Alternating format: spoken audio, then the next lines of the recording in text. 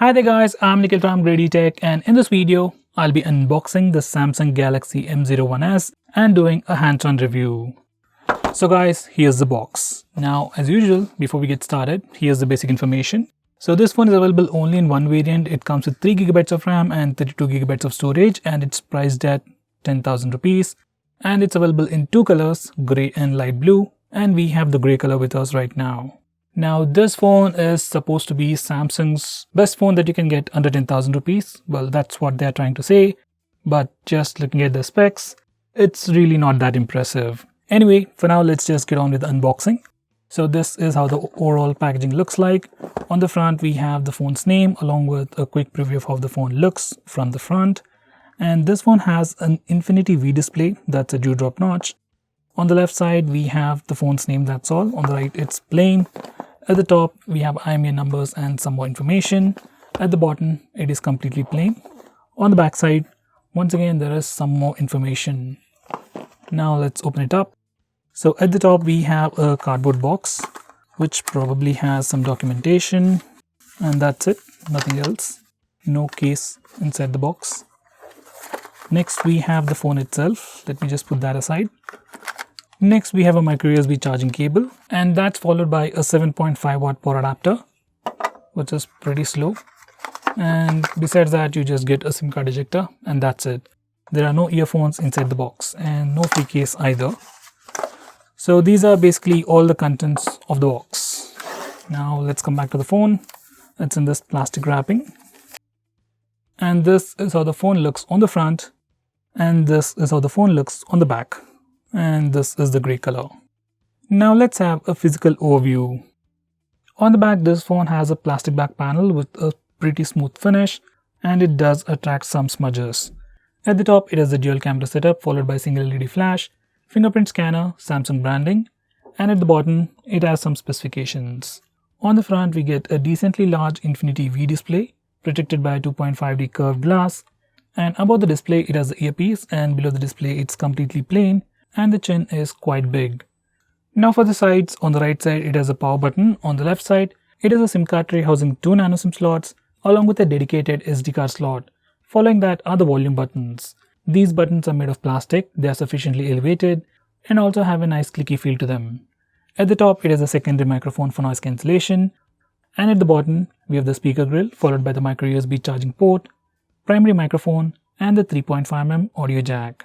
Now this phone has a thickness of 7.8mm and weighs just 168 grams. In hand, it doesn't feel all that thick and it doesn't feel all that heavy either. Considering this phone has a 4000 mAh battery, I'll say form factor is pretty good. Now these are the complete specifications of this phone. On the rear, this phone has a dual camera setup with a 13MP primary camera with f1.8 aperture and a 2MP secondary camera with f2.4 aperture for taking portrait shots. For selfies, it has an 8MP camera with f2.0 aperture. On the front, it has a 6.2-inch TFT display with HD Plus resolution with 19:9 aspect ratio. Under the hood, it sports a MediaTek Helio P22 processor with PowerVia GE8320 GPU with 3GB of RAM and 32GB of storage. Right out of the box, it will be running Samsung's One UI Core 1.1 based on Android 9. And finally, powering this device is a 4000 mAh battery, which by the way doesn't support any fast charging. So guys, those were all the specifications. Now let me turn on the phone and set it up and come back to you in a second. So guys, this is how the phone looks once we turn it on and set it up. And now let's check out the storage information. Out of that 32GB of space, we get about 21.1GB of space free right out of the box. And out of that 3GB of RAM, we get about 1.6GB of RAM free right out of the box. Now here's the about page.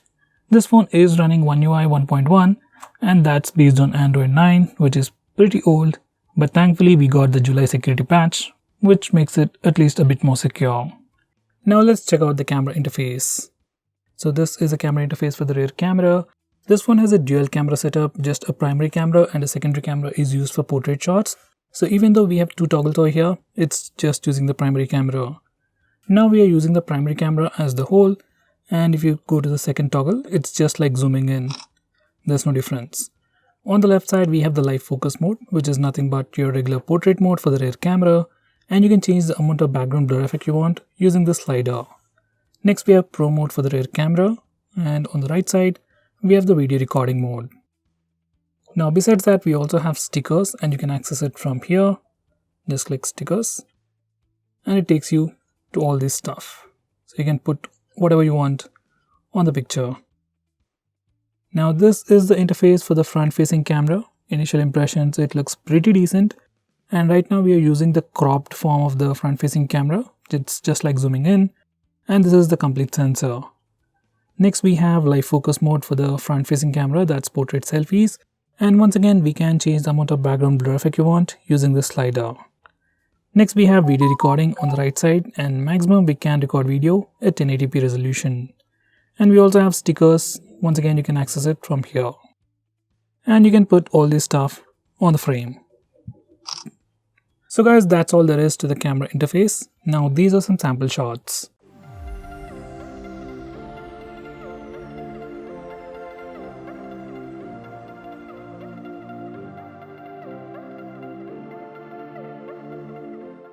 Now let's test the fingerprint scanner. I've already set it up, and here we go.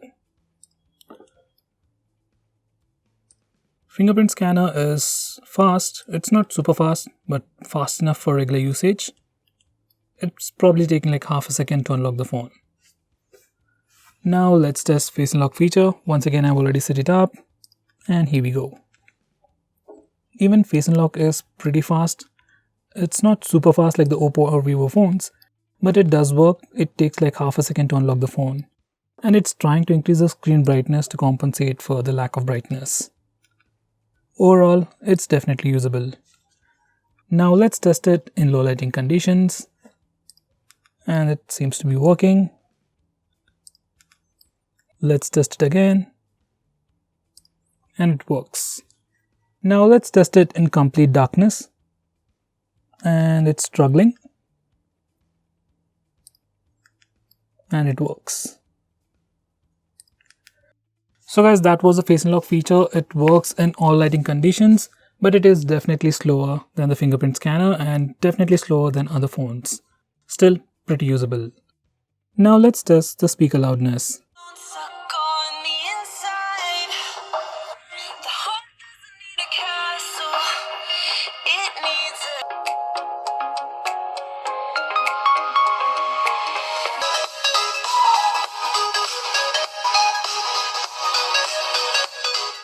So guys, that was the speaker loudness. It's not too loud, but it is definitely sufficient for ringtones, alarms, and media consumption.